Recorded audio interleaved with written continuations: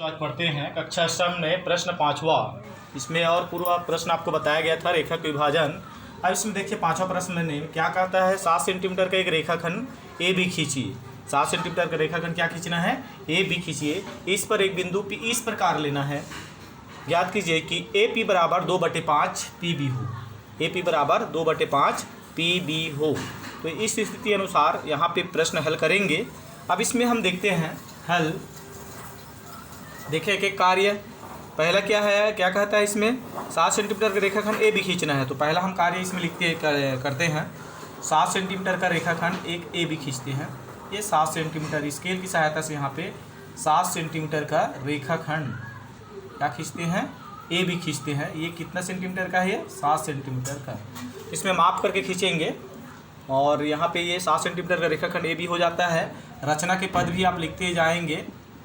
रचना के पद पहला कार्य क्या हुआ, 7 ए बी बराबर 7 सेंटीमीटर का रेखाखंड खींचे। क्या खींचे, ए बी बराबर 7 सेंटीमीटर का रेखाखंड खींचे। अब इसमें क्या करना है आपको बताया गया था, रेखा के विभाजन में क्या करना है, न्यून कोण बनाना है। तो यहाँ पे न्यून कोण बनाते हुए एक रेखा यहाँ पे हम एक्स लिख लेते हैं और यहाँ से न्यून कोण बनाते हुए किरण यहाँ पे खींचते हैं, ये वाई हो जाता है, ए एक्स और ए वाई। अब यहाँ पे देखें ए पी बराबर क्या है, 2/5 ए बी। 2/5 यानी अनुपाती कितना हो रहा है, दोनों को जोड़े यानी कितना आ रहा है, कितना स्थिति अनुसार है, 7। दोनों को जोड़े तो हम कितना, ये अनुपात प्रक्रिया हो रहा है 7। तो इस तरह से यहाँ पे हम कितना भागे करेंगे, 7 भाग। और 7 भाग ले इसमें हम ये करेंगे तो पहला यहाँ पे प्रकार लेना है। प्रकार ले करके पहला 1 भाग, 2 भाग, 3 भाग, 4 भाग, 5 भाग, 6 भाग और ये 7 भाग। किससे काटेंगे, प्रकार से। इसको हम नाम देना है तो A1, A2, A3, A4, A5, A6, A7। तो ये कितने भाग हो जाता है, 7 भाग में कौन से किरण को काटे, AX किरण को। दूसरा हम लिखते हैं AX किरण को 7 समान चाप काटे, है नहीं, प्रकार से इसमें 7 समान चाप काटे हैं। फिर हम क्या करना है, BY किरण को भी हम कितना चाप काटेंगे, 7 चाप काटेंगे। 1 2 3 4 5 6 7 चाप। इसमें हम लिख सकते हैं B1, B2, B3, B4, B5, B6 और B7। फिर हम क्या किए, BY किरण को 7 समान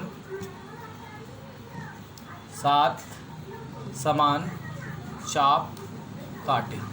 तो यहाँ पे BY किरण को भी क्या किए कि अपन 7 समान चाप काटे। अब इसमें हम देखेंगे कि यहाँ पे जो B है इसको हम किससे मिलाएंगे, 7 से, ठीक है। और ये जो लास्ट B7 है किससे मिलाएंगे, A से मिलाएंगे। अब इसमें हम मिलाते जाएंगे क्रमशः A1 को 6 से, 2 को 5 से, 3 को 4 से, 4 को 3 से, 5 को 2 से और 6 को 1 से।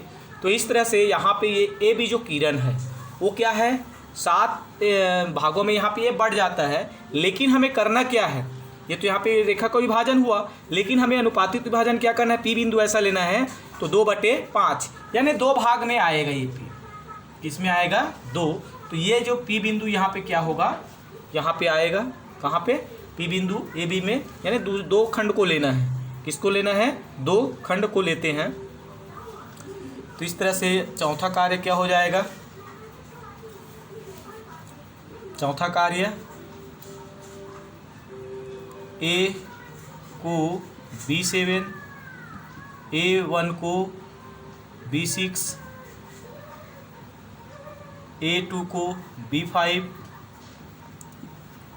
A3 को B4, A4 को B3 और A5 को B2, A6 को B1 एवं A7 को किससे मिलाते हैं, B से मिलाते हैं। अब मिलाने के पश्चात यहाँ पे स्पष्ट है, लिए क्या लिए अपन, क्या लिए हैं यहाँ पे, जो पांचवा बिंदु है उसको हम लिए हैं। पांचवा मतलब 5, 2 और 5 7 भाग में हो गया, तो 2 बिंदु हम कहाँ पे क्या लिए, ए पी, ए से 2 भाग, पांचवा है, कटान बिंदु को क्या नाम दिए अपन, पी नाम दिए, पी से दर्शाते हैं।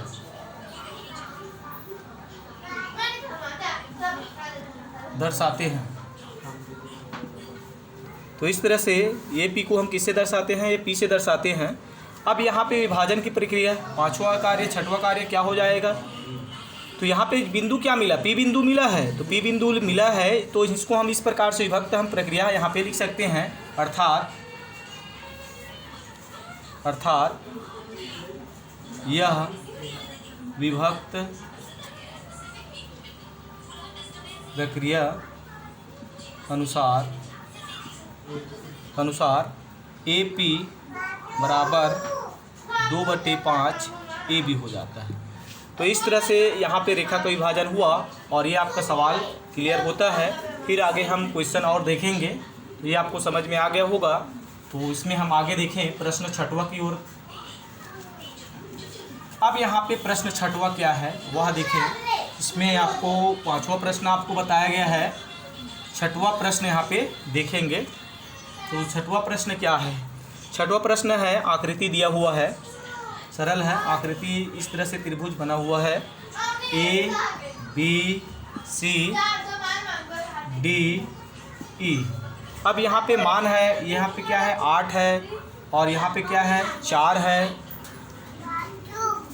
और 4 के बाद फिर ए ई कितना है 9 है, क्या है ये 9 है, और इसमें आपका ई सी ये क्या है 4.5 है। ये ई सी का मान क्या है 4.5 सेंटीमीटर है। अब हमें क्या कि ये करना है, प्रश्न हल ये जो दिया हुआ है आपको दर्शाना है कि डी ई समांतर बी सी है, और है तो ये क्यों है और ये क्या है क्यों है, ये आपको बताना है। ये प्रश्न में है डी ई समांतर बी सी है तो क्यों है तो क्यों। तो यहाँ पे स्थिति अनुसार इस क्वेश्चन को हम हल करते हैं। देखिए हल की प्रक्रिया तो स्पष्ट है। यहाँ पे हम लें क्या लें, ए डी बटा बी डी, ए डी बटा बी डी, तो 8 बटे क्या हो जाएगा 4, तो ये क्या हो जाएगा 2/1। फिर पुनः देखें प्रश्न अनुरूप में ए ई भुजा का अनुपात कर रहे हैं, ये ए ई इसके बटा ये हुआ, तो इसके बटा ये देखते हैं ए ई बटा ई सी, तो ये 9/4 क्या है 5 है, तो भी क्या आ जाएगा, इसमें हम कटाएंगे 4.5 दूनी 9, 4 दूनी 8 हुआ था, तो क्या हुआ ये 2/1। ये पहला स्टेप ये दोनों, अब दोनों को देखें समीकरण इसको माने हैं, समीकरण 1 व 2 से। तो यहाँ पे स्पष्ट होता है क्या है कि ए डी बराबर क्या है बी डी, और ए ई बराबर क्या है ई सी, ए ई बराबर क्या है ई सी, यानी ये दोनों भुजानुपातिक रूप से क्या है बराबर है। तो दोनों भुजानुपातिक रूप से बराबर हैं तो स्पष्ट हो जाएगा, यानी यहाँ पे क्लियर होता है क्या होगा ये कि बी सी और डी ई क्या है समांतर है, बी सी और डी ई क्या है समांतर है, डी ई समांतर क्या हो जाएगा बी सी होगा। कारण क्या है, क्योंकि इसके भुजानुपातिक रूप से बराबर है। तो यह नियम आपको पूर्व में भी बताया गया है। अगर किसी त्रिभुज में है नहीं, 2 भुजा मध्य बिंदु को मिलाने वाली रेखा तीसरी भुजा के समांतर व क्या होती है समांतर होती है, यानी मध्य बिंदु को मिलाने वाली रेखा वो तीसरी भुजा क्या होती है समांतर होती है, ये भी बताया गया है। या फिर आपको बताया गया है समांतर खींची गई रेखा दो अनुपातिक विभाजन को क्या करता है समान भागों में बांटता है, ये भी बताया गया है। तो इस तरह से आपके प्रश्नावली क्लियर होता है। तो ये लगभग अध्याय आपका समाप्त होता है। अगर कोई परेशानी है जैसे पूछेंगे तो आपको अगला वीडियो में फिर उस प्रश्न को बताया जाएगा। धन्यवाद।